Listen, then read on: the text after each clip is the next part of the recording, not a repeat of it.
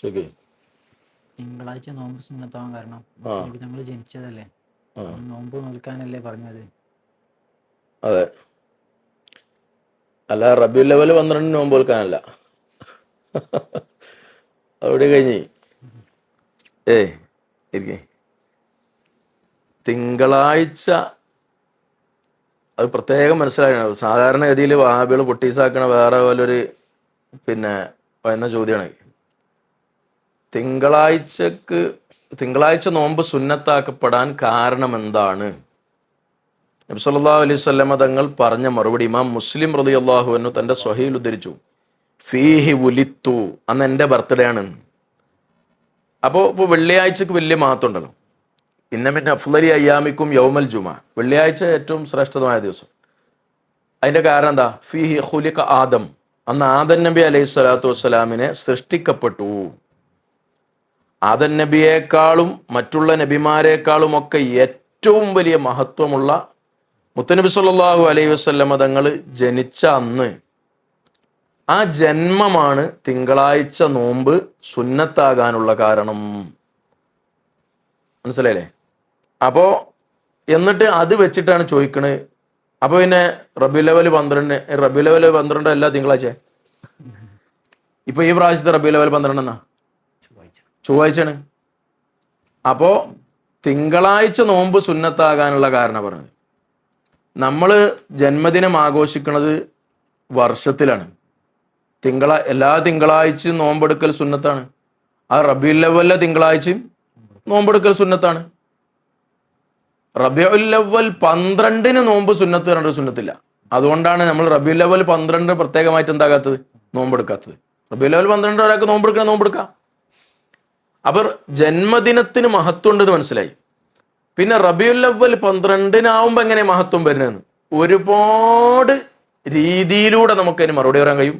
നിങ്ങൾ ഈ പറഞ്ഞത് വെച്ചിട്ട് പറയാം. ഏത് ജന്മദിനം അന്നത്തേക്ക് മഹത്വം ഉണ്ടെന്ന് മനസ്സിലായി. പിന്നെ ഒരു വർഷം തികയുമ്പോൾ അതിന് മഹത്വമുള്ളത് എങ്ങനെയാണ്? ഇബ്നു ഹജർ അൽ അസ്ഖലാനി റളിയല്ലാഹു തആല അൻഹു പറഞ്ഞിട്ടുണ്ട്, നമുക്കൊരു നിഅമത്ത് തന്ന അല്ലാഹു തആല ചെയ്തു തന്നാൽ, അല്ലാഹു തആല നമുക്കൊരു നിഅമത്ത് ചെയ്തു തന്നു. ഏറ്റവും വലിയ നിഅമത്ത് ഏതാ?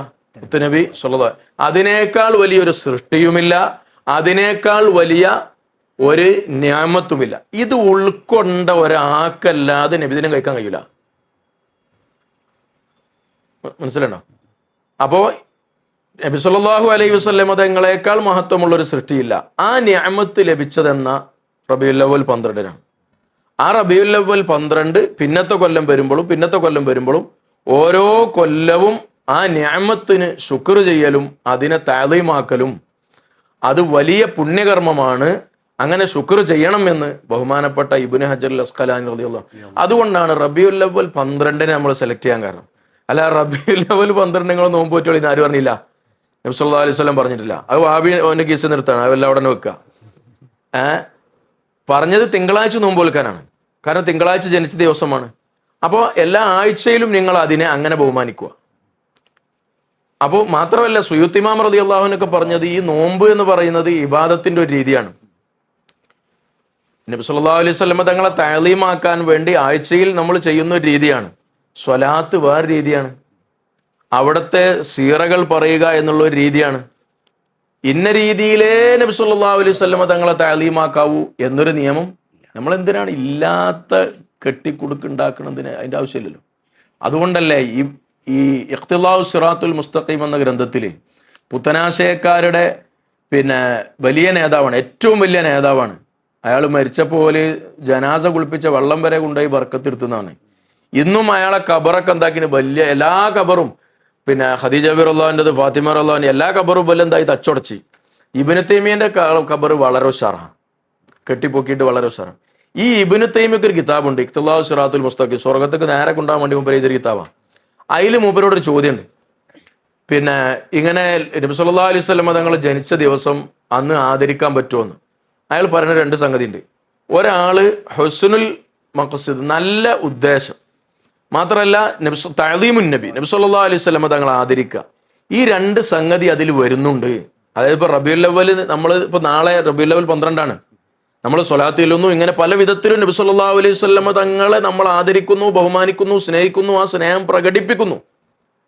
അതിന് ലഹു അജ്റുൻ അദീം, അവന് മഹത്തായ പ്രതിഫലമുണ്ട്, അവന് വമ്പിച്ച കൂലിയുണ്ട്. അത് കറാത്താണെന്നോ അല്ലെങ്കിൽ അറാമാണെന്നോ അല്ലെങ്കിൽ പാടില്ലാന്നോ അല്ലെങ്കിൽ ഷിർക്കാന്നോ ഇതൊന്നുമല്ല ഇബ്നു തൈമിയ പറഞ്ഞത്. ഇവരെ ഏറ്റവും വലിയ നേതാവ് ഇബ്നു തൈമിയാണ്. ആ ഇബ്നു തൈമിയ പറഞ്ഞത് കൂലുണ്ട് എന്നല്ല, ചെയ്യാൻ പറ്റുന്നല്ല, ജായിസാണെന്നല്ല.